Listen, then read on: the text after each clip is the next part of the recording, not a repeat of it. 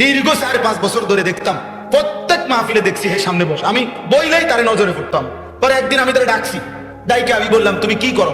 কয় হুজুর আমি ঘাস কাইটা বিক্রি করি, যা পাই তা দিয়ে সংসার চালাই। তাই বললাম তুমি যে সব মাহফিলে আসো? কয় হুজুরে যখনই আপনার কোনো পোস্টার দেখি, কয় আমি তখন এই ঘাস কাটার টাকা থেকে একটু একটু টাকা জমাই, কয়টা টাকা জমাইয়া গাড়ি ভাড়া মিলাইয়া রাখি, আপনার ওয়াজ শুনতে যাবো। তাই বললাম যে মাশাআল্লাহ। তো আমি বললাম যে তো আর কিছু কইবানি?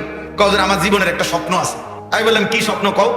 আমি 10 টাকা 50 টাকা করে জমাইতেছি, আল্লাহ যদি আমারে কোনোদিন তৌফিক দেয় আমি আমরা এলাকায় দাওয়াত দিয়ে নিব, ওয়াজ করাম। পরে আমি বললাম ওখান দ্বারা ওয়ান ডে হাদিয়া দিতে হবে না, আমি দিমু তোমার, এটা আছে মাহফিলের সান্দা, যাও তুমি আয়োজন করো, যেখানে কও তুমি, তোমার ঘরে হোক উডানে হোক, আমি ওইনে ওয়াজ করবো। আশ্চর্য, তার দাওয়াতে আমি গেছি মাহফিলে, গিয়ে দেখছি ওই গ্রামের মানে ওই উপজেলার সবচেয়ে বড় কলেজ হাই স্কুল মাঠ, যেটা বিশাল মাঠ, এই মাঠে এই ছেলে মাহফিল মানে আয়োজন করছে। আমি গিয়ে দেখি একেবারে যদি কম হয় মানুষ 15-20 হাজার, স্টেজে যদি একেবারে না হয় হুজুর 300-400 হুজুর হইব, হুজুর বড় বড় হুজুর সব, খেলাফত মজলিসের যিনি কেন্দ্রীয় আমি, উনি বসা পাশে। তাই বললাম কিরে কারবারটা কি? হুজুর কইছি তো আমার আইয়া এলাকাত হয়, আমার আর ধৈর্য দিছে না, সব আলেম উলামা পাবলিক মিল্লা এই মাহফিলে এত বড় বানাই ফেলছে। তাইলে দোস্ত একজন শ্রোতাকেও মানুষ দেখতে দেখতে চিনে।